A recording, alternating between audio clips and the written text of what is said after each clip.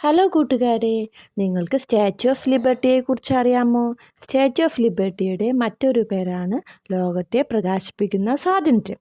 1886 France അമേരിക്കയ്ക്ക് സൗഹൃദത്തിൻ്റെയും സ്നേഹത്തിൻ്റെയും പ്രതീകമായി ഇത് നൽകിയത്. ഫ്രഞ്ച് ശില്പിയായ ഫെഡറിക് അഗസ്റ്റേ ബാർത്തോൾഡിയാണ് ഇത് രൂപകൽപ്പന ചെയ്തത്.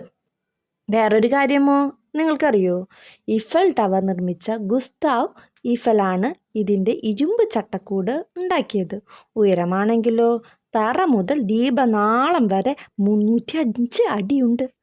നിറം നല്ല തവിട്ട് നിറമുള്ള ചെമ്പായിരുന്നു. കാലക്രമേണ എന്തുണ്ടായെന്നറിയോ? അത് പച്ച നിറമായി മാറി.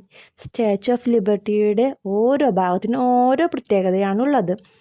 ലേഡി ലിബർട്ടിയുടെ കയ്യിൽ നിങ്ങൾ കണ്ടിട്ടില്ലേ ഒരു ദീപം? ആ ദീപത്തിനെ പ്രകാശത്തിൻ്റെ ദീപം നാളം എന്നാണ് പറയുന്നത്.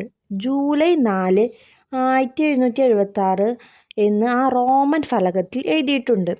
ലേഡി ലിബർട്ടിയുടെ കാലിനടിയിൽ തകർന്ന ചങ്ങലകളും കാണാം. അവ അടിമത്തത്തിൽ നിന്നുള്ള മോചനത്തെയാണ് കാണിക്കുന്നത്. കിരീടം കണ്ടിട്ടുണ്ടോ നിങ്ങൾ? കിരീടം അതിൽ 7 മുനകൾ നമുക്ക് കാണാം. 7 സമുദ്രങ്ങളെയും 7 ഭൂഖണ്ഡങ്ങളെയുമാണ് സൂചിപ്പിക്കുന്നത്. ഇവ ലോകം മുഴുവൻ സ്വാതന്ത്ര്യം നൽകുന്നതിൻ്റെ അടയാളമായാണ് കാണുന്നത്.